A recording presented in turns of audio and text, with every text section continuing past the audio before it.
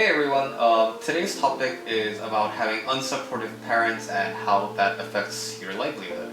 So, there's a lot of Asian relatable content on the internet these days, right? And some of them have to do with food, like Uncle Roger and his whole fried rice stuff, and some of them have to do with Asian's culture among Asian culture, like the Chinese dads kind of constantly one-upping each other.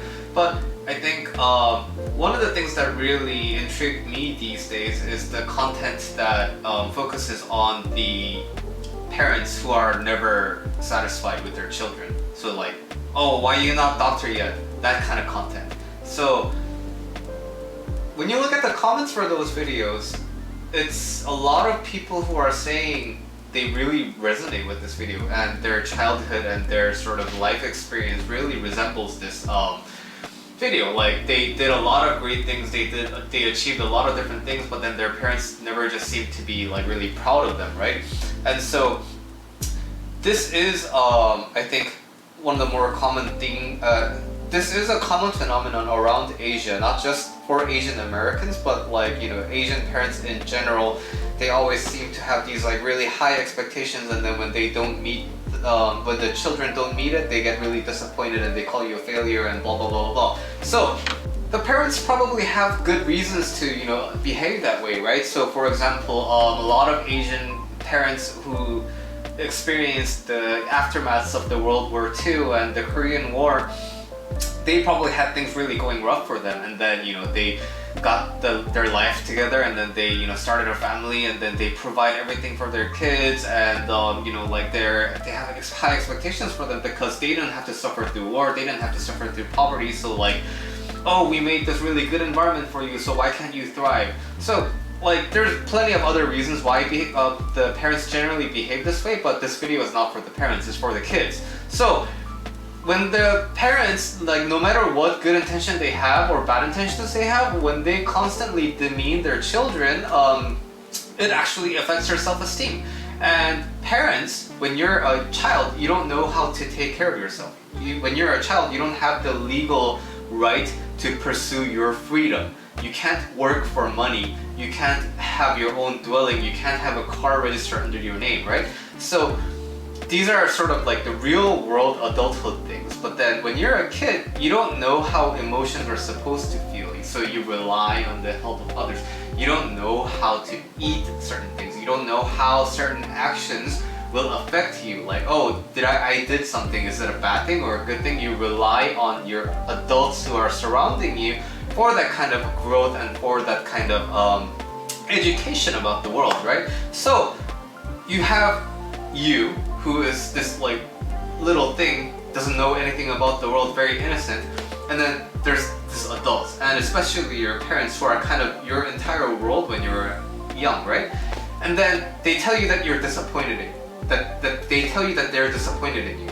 They tell you that they expected more from you, but then you didn't deliver. And they keep on delivering this message that you are not enough, and eventually the person reaches adulthood, right? If you're watching this video, you might have the same, you might have a similar childhood, and you might have reached adulthood by now. But the thing is, you never, until you really think about it, that kind of belief never really exits your system. So as you're continuing to live life as an adult, you continue to have doubts about, am I enough, and am I doing the right thing, and what if I don't amount to anything? My parents always told me that I don't amount to anything, so like, what if I continue sucking at life, right?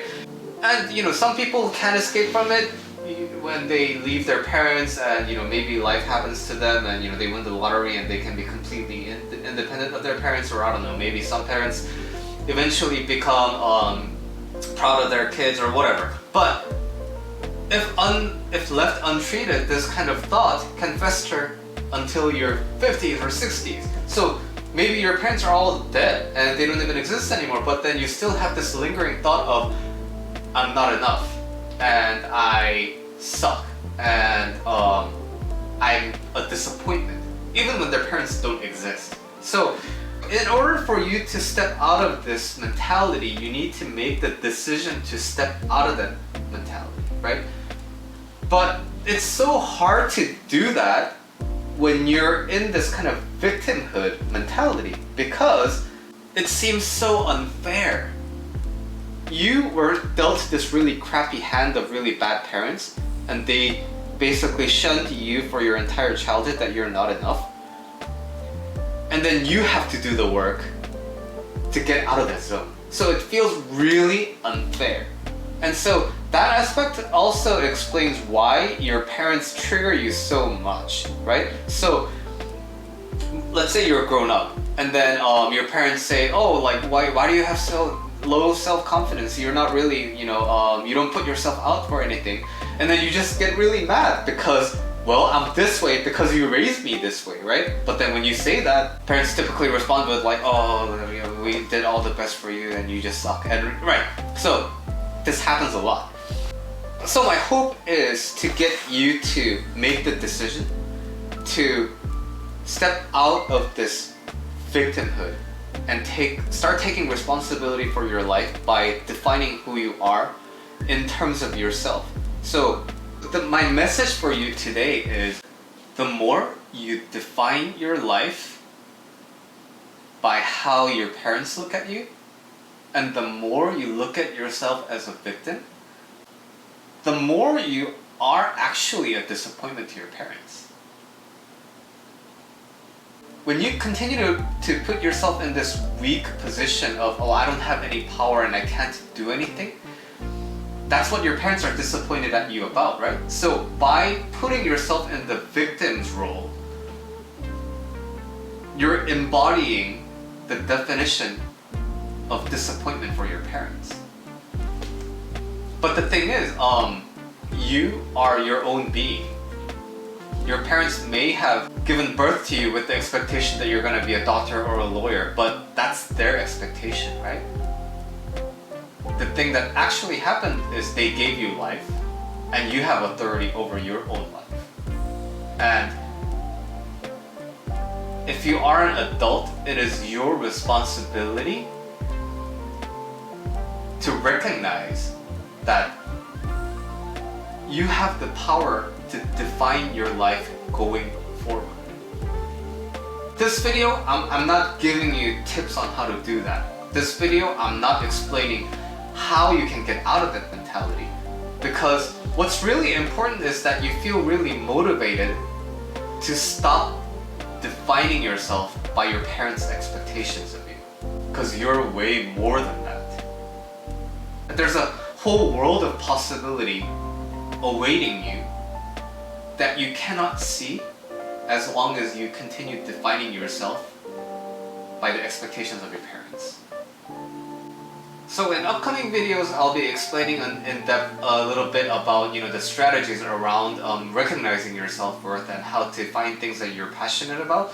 But for today, just consider, maybe you are enough, and maybe you can be proud of yourself regardless of how your parents feel about you. And consider the life that you could potentially have if you are able to lay down the burden on your shoulders that is your parents' expectations of you. How liberating would that be? How fun could that experience be? It's like you're a kid again with all the knowledge you've acquired over the years, and now you actually get to do whatever you want, which is kind of what we wanted as kids, right? As you keep that possibility inside your mind, I will see you in the next video.